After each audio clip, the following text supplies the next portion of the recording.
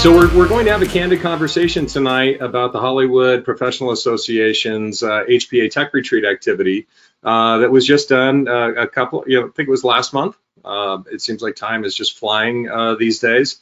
But it was a project that had global significance. Doing content creation on a global scale, leveraging cloud. Using the learnings that we've had over the last year as far as how the cloud can innovate in production workflows. So thank you everybody for showing up. This will be, kind of an off-the-cuff, candid conversation with people that were very active in the project. These types of projects were started last year by Joachim JZ Zell. Joachim, and I'm going to refer to you as JZ because I think you prefer it. But JZ is, an innovator in Hollywood. He's on several board industry organizations, including the ASC, HPA. I know he's been very relevant in the ACES space, but essentially he had an idea of just bringing together, AWS engineering, our cloud experts, subject matter experts, technology vendors, and, creatives. And essentially, it's this big digital stock pot where you throw all of these people into this container, add a little heat and stir the pot and see exactly what comes out. And it's great stories. I mean, it was a 4-month engagement this time where we all worked together to try and understand exactly how all this works. And it was a great time. And so we just wanted to, kind of share the stories. But I think what we'll do is we'll start with an introduction of the panel. And then from that, I'll have JZ go last to introduce himself. And then he will go into, kind of giving a high level overview of the HPA project, Lederhosen, and how this year went. So with that, I'm Jack Wenzinger. I'm part of AWS, but I'm also part of the SMPTE Rocky Mountain chapter board.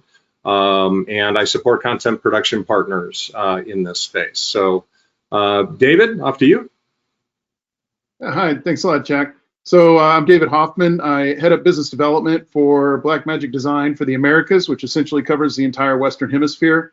I have a background of 25 years now going into production, everything from documentary filmmaking early in my career, but most my career has been spent in visual effects and real-time graphics, and what was previously known as pre-visualization for motion pictures now is visualization for motion pictures utilizing graphic systems. So, I bring that skill set to Blackmagic. All right, Will. All right, hi everyone. Yeah, I'm Will Harris, the product manager for Flame here at Autodesk. I've been that product manager for 6 years now. My background is as a user, as a demo guy for Autodesk, and also before that doing production work in Hollywood. And it's been a heck of a ride, and I'm enjoying the latest releases that we've been doing for Flame. We've done some cool stuff, and it's great to see it arriving on the cloud. Excellent. And Zach? Hey everyone, I'm Zach Wilner. I'm a partner solutions architect at AWS with a focus on media and entertainment partners like Blackmagic. And we had a great time at HPA Tech Retreat, and I'm sure we'll talk a bit more about it and some of the fun challenges that we had. And Barry. Hi everyone, my name is Barry Gotch. I'm VFX manager at the Foundation Post in beautiful Burbank, California. And I was the first roped in by JZ last year. I edited the lost Lederhosen in the cloud, and I got to find them this year. Excellent. Yes, I was roped in as well. To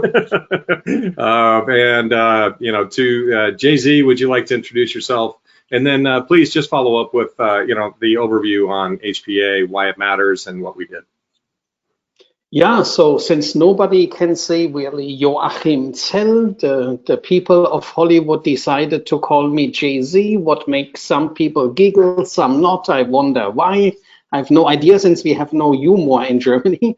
But I started in London. I worked for Pandora International building color correction tools. This was back in the day when we only had the Resolve and the Pogel.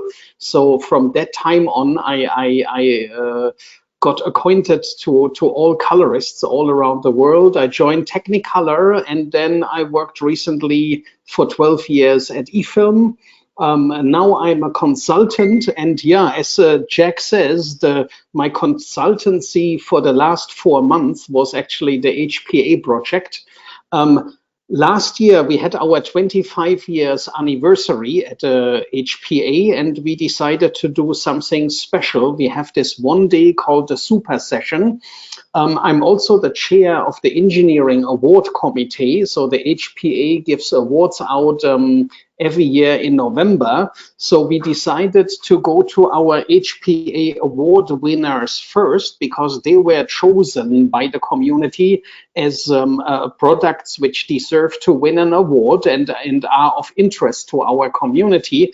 I collected the names of the winners of the last 3 years. We lined them all up and found out we can make a movie with all these people involved last year, because we have the camera manufacturer, the editor, the post-production tools, color correction, audio mixing.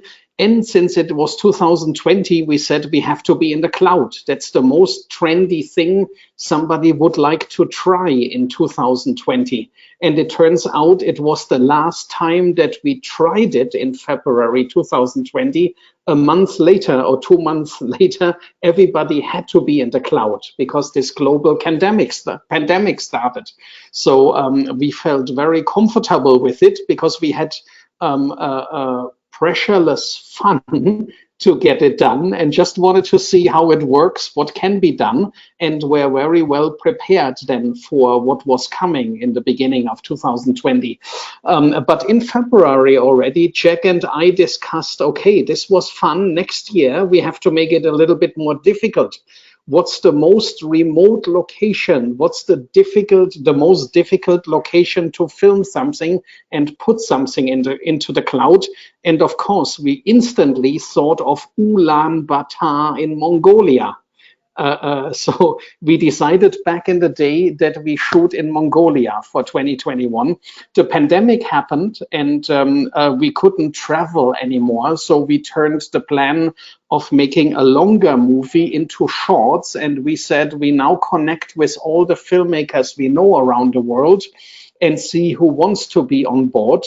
I connected with about 10 different cities and 10 different filmmakers. We had Rio de Janeiro, we had Cairo in Egypt, and what did stick, and the filmmakers who did want to work with us came from London, still Ulaanbaatar, Dubai, Mexico City, Brisbane, and then we were again on the virtual production stage in Hollywood.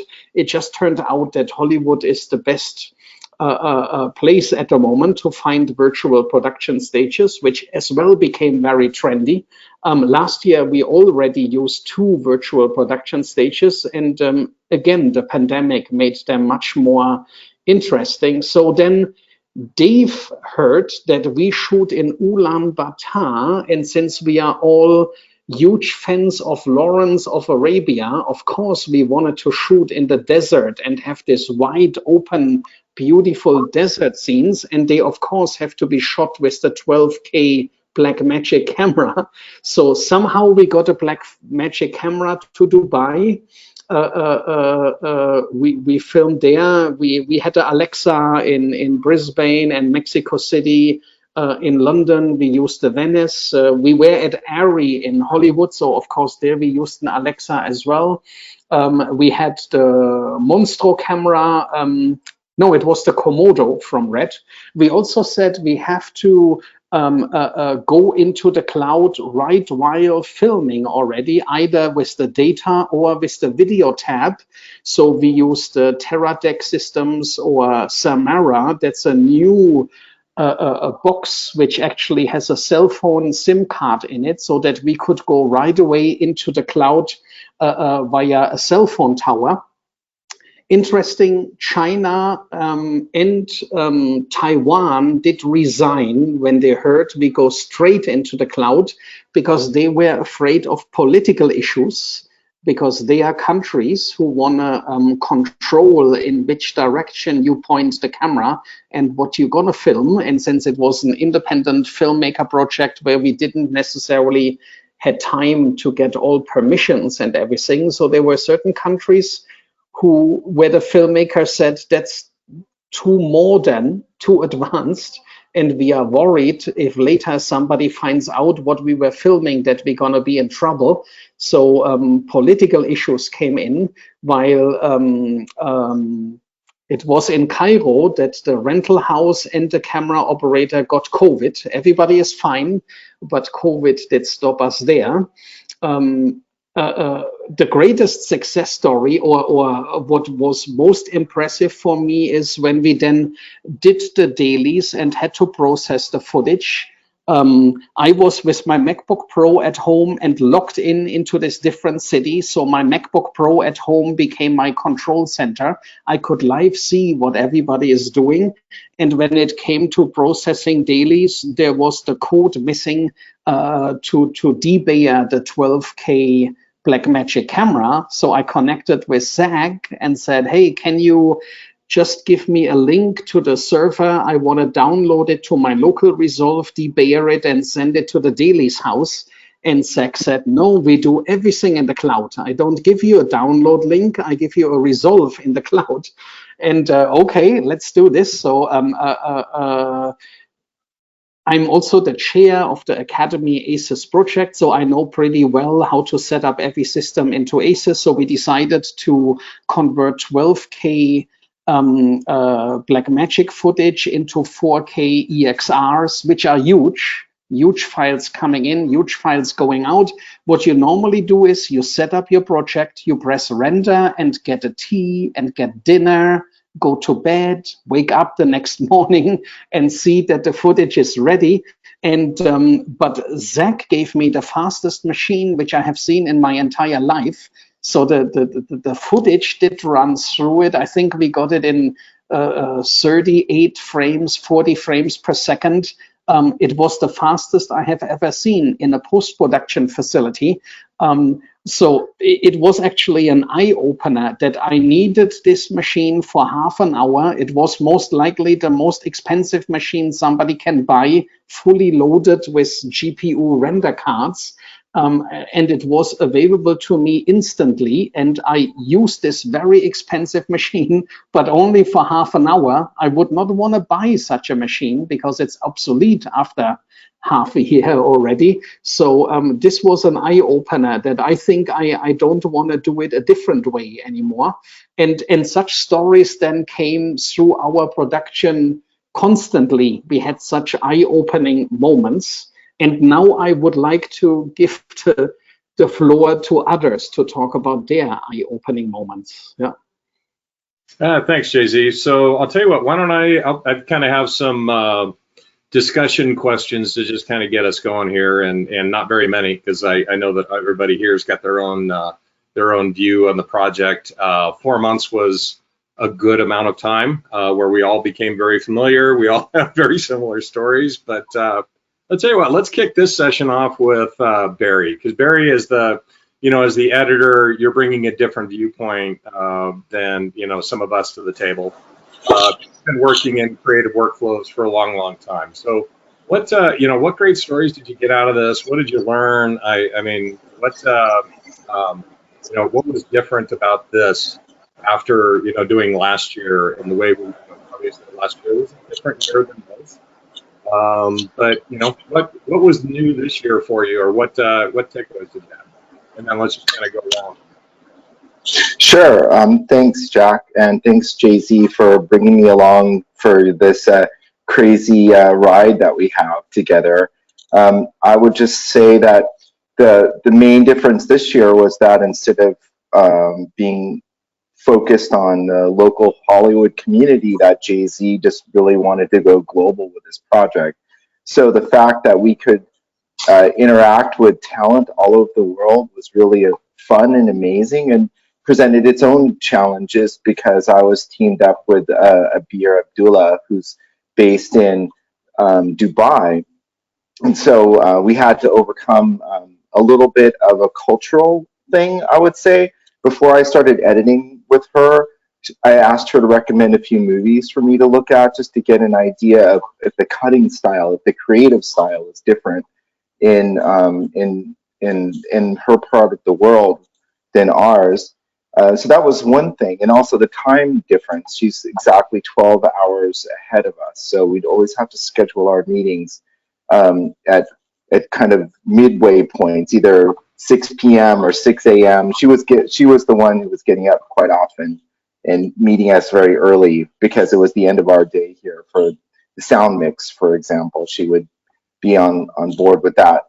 In terms of the workflow, yeah, having things in different clouds is definitely the biggest challenge, I would say. From last year's experience working with the Avid and having all the media pushed to me on the Azure Avid cloud, Avid and Azure have a partnership with the Nexus storage, so that the big challenge was always getting stuff from one cloud to another, whether it's Google or AWS or Azure, but that seemed to get sorted out with help of people like Zach on the AWS team. Is a real champion of this project and process. And in terms of just functionally how it worked, it's kind of you have to just sort of let go and just like understand there's not this workstation next to your feet or in a machine room that's some other place. It's in the cloud. So conceptually, once you overcome that your comfort factor or the kind of what you're used to, then you can open up other possibilities of like, wow, I'm in the cloud, so the backbone is really super fast going in between workstations and going in between different locations and different applications.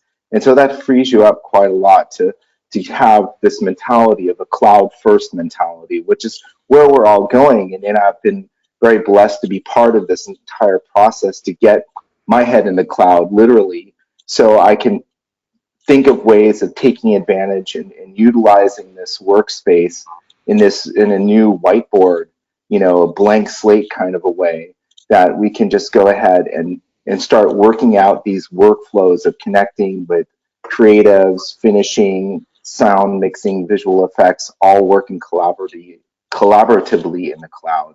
Yeah, I don't think you're the first person that brought up the time zone problem. I mean, Jay-Z, you commented many times it was if I wanted to drive the Dubai project or the Brisbane project or the Mongolia project, I think you were kind of up and down every other hour.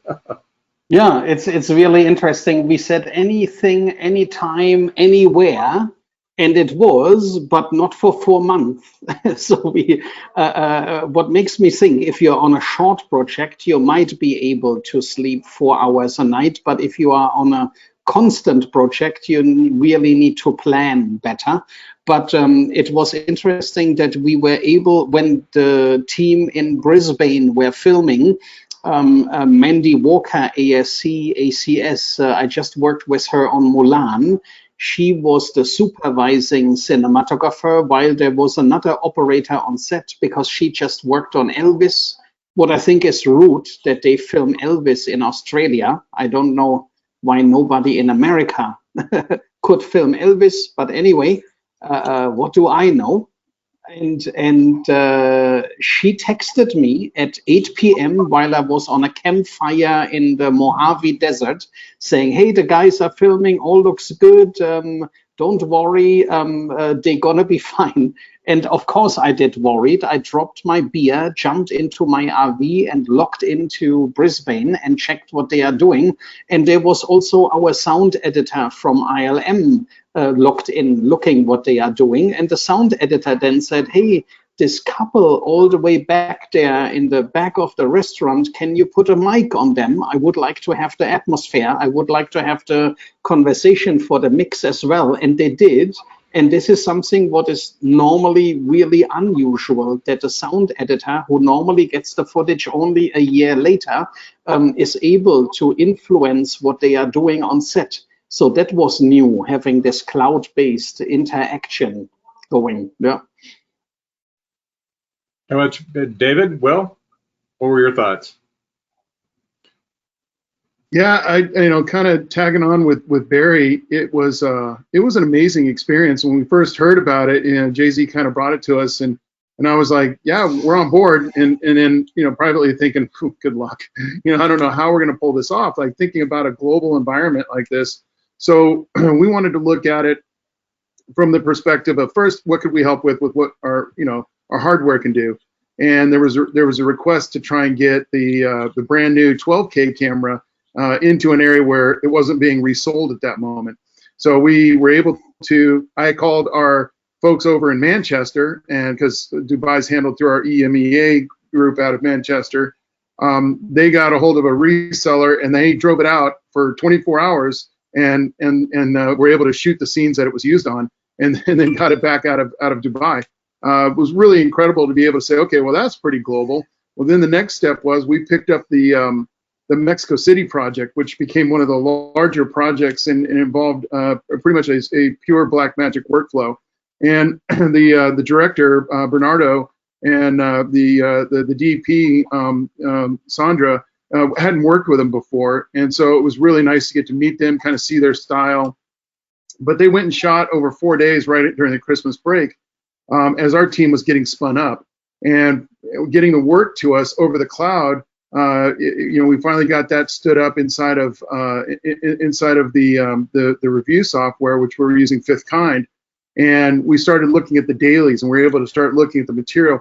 There were definitely some bumps in the road at that end of the process, right, getting things kind of stood up. But we were starting to share script notes. We were starting to share translations. That was another interesting thing. So we had decided we were going to do this all inside Blackmagic to support the project as much as possible. So we got subject matter experts that we have specialists that are editors and audio folks. And because ILM was coming in to work, or I'm sorry, Skywalker Sound was coming in to work, our audio people were working as basically consultants to Skywalker and working with Roy and Steve on getting that stood up.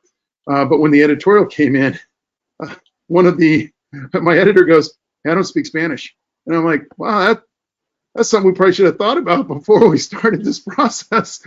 Wow, that just strikes me as a Mexico City shoot. Why would they not be in Spanish, right? So there's definitely like some stupid biases or stupid things that you kind of go, whoa, geez, yeah, we should have thought of that. So we reached out to one of our other ambassadors that works out of Colombia and handles most of our Latin American engagement. And I said, hey, Diego, would you be interested in doing this? It's going to be pro bono. It's going to be, he said, yes, stop me right there. We'll do it. So within 24 hours from my first contact, I went to Zach. I go, Zach, got to spin him up and get him going. Zach's like, yep, Mr. Wizard behind the scenes, bam. 24 hours later, Diego's cutting. And he was working then collectively or cooperatively with our editor colorist working out of Burbank and on review sessions with Sandra and Bernardo. And it was just, once we got that smoothed out, the ability to pivot and to bring people in and surge and scale was something we would not have been able to do otherwise. Like that demonstrated a real process improvement. It was a force multiplier. And we said, look, you could do this where now you could get this whole team that's working on 7 different projects could all be working on one project all globally. And it became a very real experience for us to be able to say, okay, we're all going to get on a call. We found the time that seemed to work for everybody, and we synchronized, and we had the production calls, and even Jay-Z dropping in. Well, I think you were over in Germany at that point, right? So dropping in on the calls, and it was just seamless, the whole conversation. Once the material was kind of being put together, there was a moment where the scope of the project got a little bit bigger than we had anticipated. And Roy puts out the warning flare. He goes, hey, not to be overly panicked here, but this is a pretty big project, and we're not seeing it on our side yet. My team behind the scene was calling me, going, this thing's 35 minutes at this point. We got Jay-Z on it. Jay-Z's like, no problem. Next thing we know, team's talking. 2 days later, cut's done, and we were able to do that like in real time, because we didn't have to go, okay, all of us are going to be in the studio tomorrow. We're all going to sit around and work this out. It was just a phone call, a Zoom, an adjustment to the shooting, and the next thing we know, the project came in at the timing that we had expected, and it was done. So it was really exciting. And then the audio side, it wasn't all, roses and sunshine. We did want to work with Skywalker. We got them stood up using Fairlight, which they wanted to explore. And the issue there was their workflow and the way they wanted to do things required a hybrid. So they wanted to have things that they knew weren't going to be able to be completed in the cloud, but they wanted to have synchronization between their local databases and the cloud-based database. And that just in the time given wasn't something we could finalize. Definitely opened up what I like to look at as an opportunity gap. I don't look at anything as really kind of being problematic. It's an opportunity for us to do better next time and to improve that process. And that was, the Skywalker team was so, patient. They went ahead and finished in a way that they were comfortable with, and we were okay with that. It's like it gave us a chance to look at it and go, okay, here's where we have the problems. Here's where we can go and say this gives us an opportunity to improve. But the switching of things, they needed to have us go from a Linux-based VM to a Windows-based VM, and everybody goes, oh, because the experience would be you got to change out the workstations or update the OSs. Zach goes, yeah, I'll have that done in an hour, right? I mean, within about a reasonable time. But it was like, bam, and it was no stop in the flow for us because our software is cross-platform. But everybody's like, okay, log out, change, log back in, keep project going. That's also something that we saw as being extremely powerful and unique. Yeah, Zach, I know that Zach got involved in quite a few of these type of activities. But before, so Zach, I'd like you to kind of add to that, and if you might, you and Will kind of talk about some of the stuff that you guys did. But from Mexico City perspective, was that the best global story that we got? Because I remember Jay-Z was in Germany, the project was done in Mexico, editing was in Colombia, VFX was done out of Montana. And audio was done in Bay Area. Audio in Bay Area. And I know that Taiwan got involved in a couple of projects. Were they involved in the Mexico City one at all? I don't think so. Taiwan did. They also used a Fairlight, a Resolve-based Fairlight, but they did deal with London. Yeah.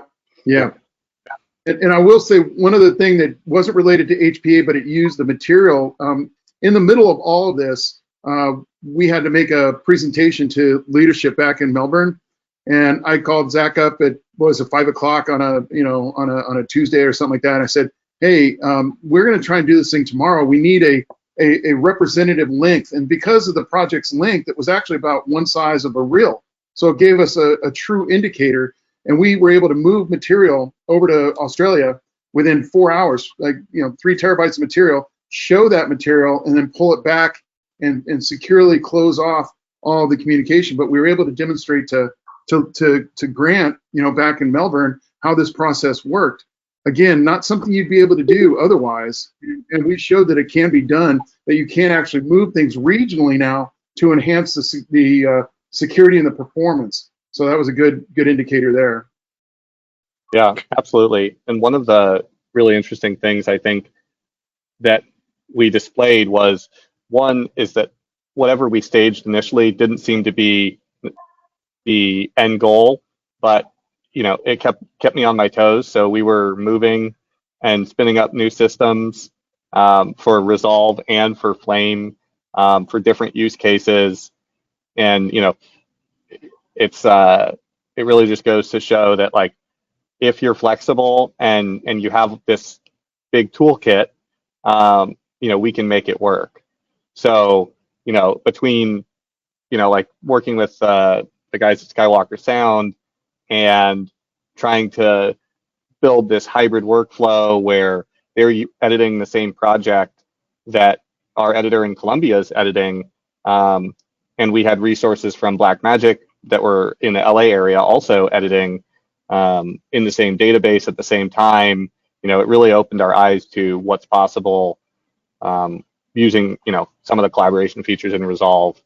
And then I'd like to throw to Will real quick to talk about that Flame use case and what what we did to spin that up real quick. And I think there was some last second changes, and maybe I'll let Jay-Z explain what the needs were. And Will can talk about the what Flame did there. Right. Yeah, thank you, Zach, and thank you for your support in getting it all working. We start by great choice of a T-shirt. Okay. Yeah, our involvement started when I actually got a call from Barry saying, I need to conform this thing, right? And he was talking about the Brisbane project and the Dubai project, it turned out.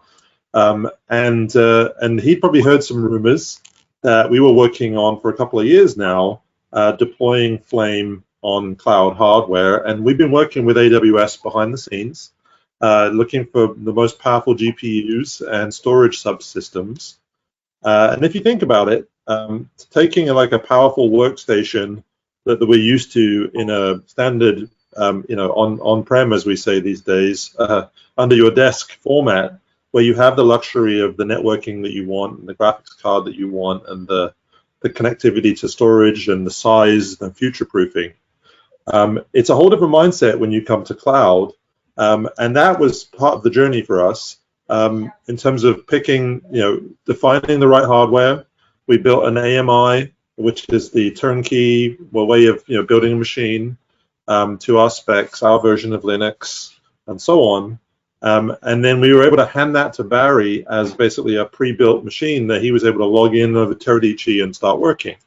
The other thing I wanted to point out real quick was to Jay-Z's point earlier, the media already being in the cloud and how it kind of turns the equation on its head from arguments of maybe a couple of years ago where people were saying, it's going to take too long for me to upload my dailies to your cloud server.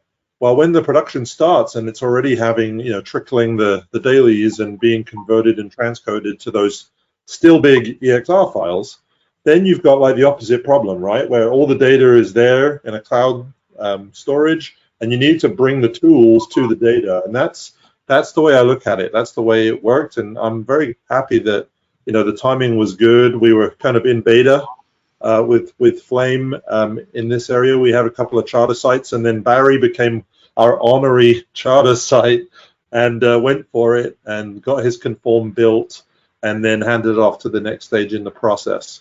But it was a great experience, and we've got an ongoing relationship with AWS. We're rolling out more charter sites, and people are coming at us like crazy. People in New York, in London, where there's the fast connectivity and lots of storage options and lots of machine options. It's been great, and I think it's just the beginning, just the tip of the iceberg of what can be done with this technology. Yep. So are you saying we are now allowed to talk about? I remember how many NDAs we had to sign in the beginning because it was an alpha test. Are we now in beta, or is it released, or what's available today? We still have a tech preview, as we call it, but we've just had a new release of Flame, adding new features, creative features. But one of the new features we just had this past week is to output NDI video. So that's that virtual preview buffer that can be streamed. And I just did a presentation earlier today, actually, of that feature, streaming across, if you like, AWS to like a webcasting software to stream out to Twitch. And then that way you can get like a 30 frames per second HD feed almost everywhere in the world with a home internet connection via, thank you gamers, the Twitch architecture, right? So the most important question is, Barry, how's the user experience? Yeah, it was, to be honest, a little bit lacking in the sense that because it was an alpha build, I wasn't able to access the fast storage that that was demonstrated earlier today. I actually caught Will's demonstration of the new version of Flame and Flame in the cloud. It was very impressive. But in terms of the interactivity and the tracking and the features, I mean, I know what Flame is capable of on a local system engineered here at the foundation, and it was just lacking because of that lack of fast storage. The architecture just, it was too new to have that architecture spun up the way that Will had it today. It was literally bleeding edge, and I was just grateful for the opportunity to get my hands on it so we could go to the next stage, and I finished 2 of the short films using the Flame and the Cloud, and it was a great addition to this entire process. Maybe it's worth clarifying there, Barry. The missing piece there was the fast real-time storage to be able to play 4K real time, and whilst the Lustre FSX storage that you used, it was good. The Flame is just notoriously hard on storage for all the right reasons, right? You need to be able to prefetch, you need to be able to play a lot of frames at a high frame rate. And if you're compositing, you're needing to gather 15 HD, 15 4K frames and buffer them all at once to be able to then put that together in a composite, right? These are both stressful sort of activities on storage.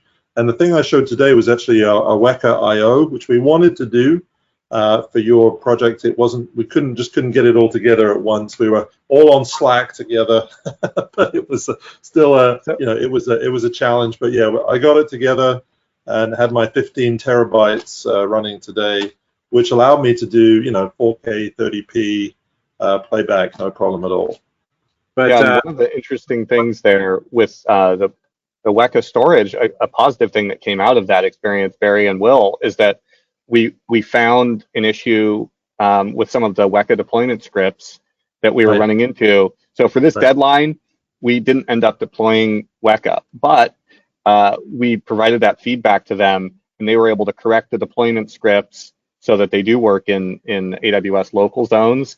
And I just recently, maybe last week, saw an email that says that, yeah, now Weka has support for local zones, and you can spin up that Weka storage that Flame works so well with in AWS. So that's another kind of thing that's like, it's a hiccup at the time, but we also were able to get something really positive out of it, and now we have this, improved deployment. Well, it's what makes these projects fun, right? Because the context here is we got contacted on Friday, which everybody on this call knows that sinking feeling of a call at 4 p.m. on Friday. And it's just, oh dear God, no. Yeah, I call it the Friday surprise. But that Friday surprise was unknown architecture, unknown capability, pulling it together, and Barry, I think you were operational by Monday. Yeah, I was up and running very quickly as Will had already laid a lot of this groundwork for this application of the software, the application in the sense of using it in the cloud, and it really was a lifesaver. And just as Zach was talking about, that's why I keep coming back for the punishment of these HPA things, because I know that I'm going to be literally on the bleeding edge of tech, and that's why I enjoy that experience is breaking things and helping chart the next generation of content creation. And that brings up a good point, and actually where I wanted to kind of steer the conversation next is, the opportunity for this, Jay-Z, I was very serious at the beginning when I say you basically take a stock pot, you throw everybody in it. There isn't that formal process that would happen with creating a movie or a piece of content. It's you get visibility to other parts of the system. You have to learn each other's language, because oftentimes, Jay-Z, you and I are talking, and I'm using cloud speak, as you like to refer to it. You're using, the terms and phrases from a colorist in the industry.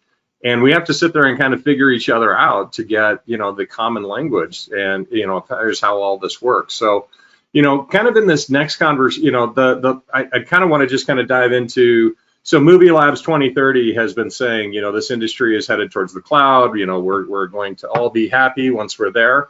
But the reality is, there's performance issues, there's economics issues, there's process issues, there's a bunch of stuff that we're trying to figure out. And I just want to kind of query the table here, and maybe Will, you could lead us off on this one. It's, what did you see as far as the biggest barriers to 2030? Is it process? Is it cloud fear? Is it the end users are just too concerned? They want the cheese grater, the warmth of the cheese grater fan, blowing on their leg, or is it a language barrier? Is it? Well, I would just add in security is a big issue as well. That's something to talk about in terms of these issues. Yeah, and it is, and you realize that AWS has a shared security model. So I would say it's a process issue, because from a cloud perspective, the CIA is running a cloud region.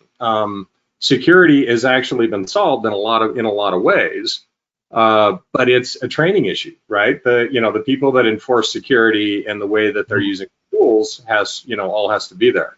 And even in AWS, it's a shared security model between the customer's configurations and then what AWS has taken responsibility for. So is it the training of security? Is it process? Will, you want to? I'd say it's a few things. I think, and the answer is a little different now to what it was even a year ago, pre-pandemic. I think that security was a concern back then. I think it's become much alleviated. I think the rationale of it's more secure to have an authenticated login versus a machine in an office at night that someone could come and plug a USB stick into and take stuff off of. I think people have started to understand that. Another aspect is the performance, the artist experience, in terms of PC over IP or video, viewing their interface, interacting, using a pen and tablet and getting decent feedback.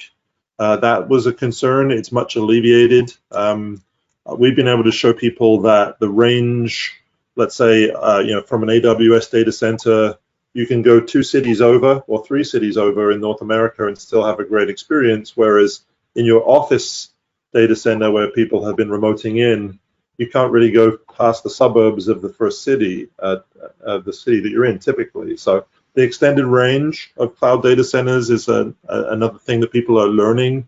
And then there's I think the sort of the business model, the switch from sort of CapEx to OpEx, the leasing versus the owning and future-proofing your hardware, which we've all been doing for a lot of years, now goes to what's the minimum spec I need to do this project, and then I could expand it if I need it, add more storage, maybe even pause this instance and start it on an instance with double the GPU VRAM. Wow, you can do that? Yes, and it's not like someone has to bring a road case and unplug it all and plug it all back in. You literally just kind of throw switches in a software, a web interface and start up again. So that's great. People have done some analysis of the cost when you add up, a honking instance on AWS with storage, with the licensing for your viewing software and so on.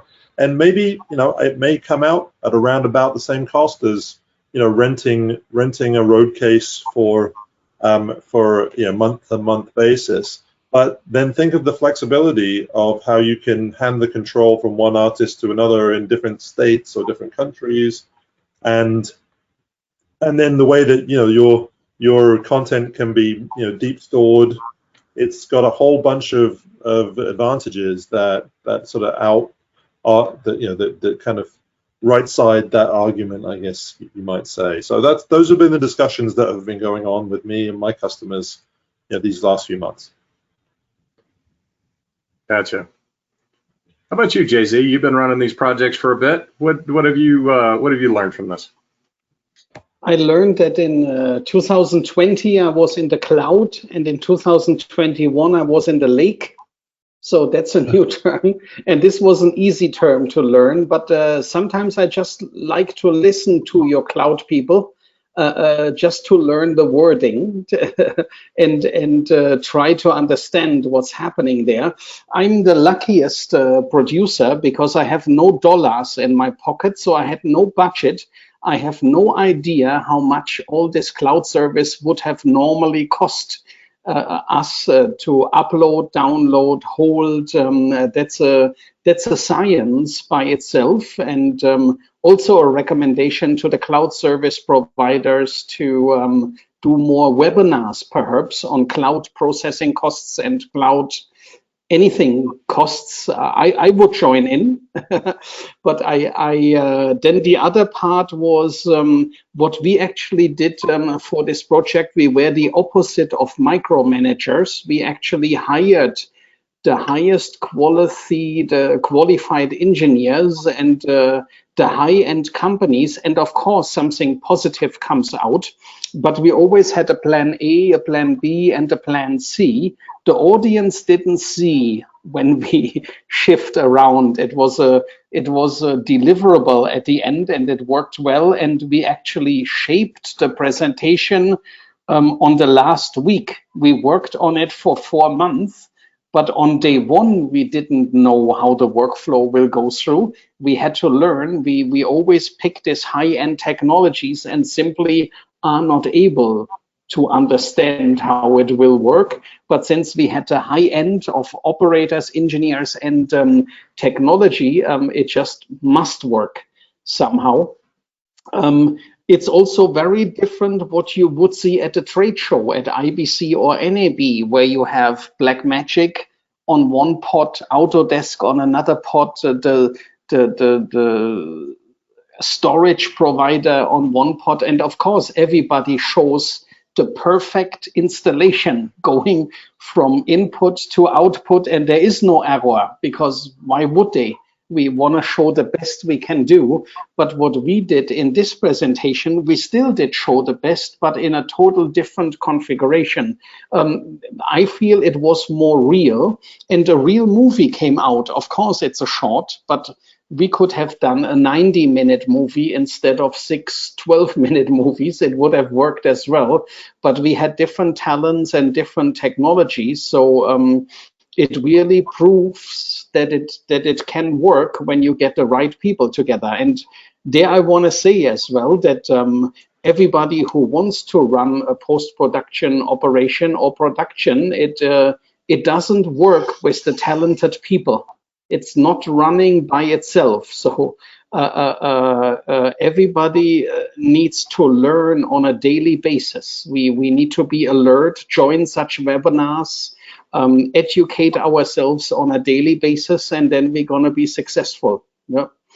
Yeah, I would just want to dovetail onto Jay-Z's comment about the end-to-end workflow that we developed. It wasn't just shooting or doing the dailies, but Jay-Z, you can maybe talk about the localization teams and other teams that were involved, because we did, complete a project from beginning to end. Just like you were saying, the point you were making was that it's not a regular trade show demo. We actually had a deliverable at the very end. So maybe talk a minute about the full, solution from sharing script notes all the way down through making the localization. I could say something, but I saw that Dave's microphone turned green. So now I'm excited if Dave wants to join in. No, I mean, you nailed it, Barry. I mean, when we were looking at it, so, very, very rarely, do you get to see the entire process move down the assembly line, right? And get it kind of pushed through and then out into some of the variables, like the localization. That's what I wanted to jump on. You brought that up. I mean, it was, it almost seemed like that was the cherry on top, right? This is the extra level that, wow, it wasn't good enough that we made, 5 complete shorts from all around the world, but then we had to do this next level of globalization of working with how to do the dubbing and things like that. And it wasn't just hard, we had to make it harder, right? That's a skill and a whole subset there all in of itself. So that was done, and it was able to be done, and it was able to be, they were, I remember talking to Roy as the audio was getting done. He's seeing the process from the very first script note all the way through, because he doesn't have to be in every meeting. He just checks in on the 5th kind and says, oh, well, we got this new upload, we got that upload. Okay, so he's tracking with the dailies. He's getting a sense of what's going on. And then as we go out the other end, we were able to see how quickly they could pick up and finish that project off, because they were watching it all the way through. That comment that you made about the the audio engineering, being able to pick out and say during the shoot, I want to hear something that they would not normally have been a part of, right? That's not generally a component of their workflow. Oh, I'm going to go sit on the studio today and watch the shoot. They can do that now, right? They can add in there. I think other examples that where you can leverage things. It wasn't part of the HPA project, but I hope you'll indulge me. There was another project that was a proof of concept that we were working on simultaneously, where it was a independent filmmaker working, out of his apartment under COVID. He had a great, career now, already 10 years into his career, was making his first feature, but he had built his reputation already on several high-profile projects. All the people he was working with and growing up with in the industry, as far as his professional growth, are now on other projects globally. He was able to pull them in and say, hey, can you give me some time on the weekend? They're like, yeah, I'm just sitting in a hotel because we're quarantined and we're going to be on the set next week, but weekend I'm just kind of sitting here. He got people who would not normally be able to get. They logged in, they offered VFX effort, they logged in, did color effort, they did audio effort, and he was able to get top-notch talent that he was leveraging all of his relationships, all of his friends to get a project done in a way that he would not normally have been able to do. So when we talk about this production now, the big goal is like, yeah, we're gonna chase the sun here in production. When LA goes offline, Tokyo's picking up. When Tokyo's off, London's picking up. When London's done, New York's picking up, and we have one continuous production cycle because we can use those assets now. They don't go dark for the time that we close the door. And we're bringing everybody in on the process all the way through. So it's not a matter of, okay, when we're done here, we're going to run this down the street to XYZ group, and they're going to do their part, and then that's going to transfer over here. It's one continuous effort, and you get to know people in the industry that you normally would never even talk to, right? They would be at the other end of the process. You just go, hey, we're on a Zoom together. We're getting to know each other. We're laughing about different jokes and things that we all see at the same time. And it changes the dynamic of what people are putting into the mix. Like, hey, I know I'm not a sound guy, but I know what I like to hear when I go to the audio or when I go to the movies. I can point out and go, man, it'd really be cool if you had this. And they go, that's a good idea. Let me, do that. That's good stuff. Now, everybody wants to be a director maybe, and that wouldn't work out so well, but you can find out how to work around those things, right? So. No, but it's a big community now. You're right, David, because, what was it? Last year, we showed kind of one of everything. This year, we showed, I think, 4 different capture to cloud scenarios. We showed at least 2 different pre-processing scenarios. We showed, for localization, we had SDI Media, we had Hey Million, we had HCL, all participating in different ways around the globalization aspect. You had 4 different visual effects pipelines. I mean, different partners, different orchestration. That alone was kind of an eye opener for me. That last year it was 1, this year it's 4, and it seems to be growing quite rapidly. So hey, I want to thank everybody for our time, and what we like to do is we like to kind of switch gears here. So I know that some of the panelists had a hard out, but so obviously manage your time as you're aware of your time. But I wanted to really thank you for taking the time this evening to kind of present the story. And at SMPTE Rocky Mountain, we usually switch over to kind of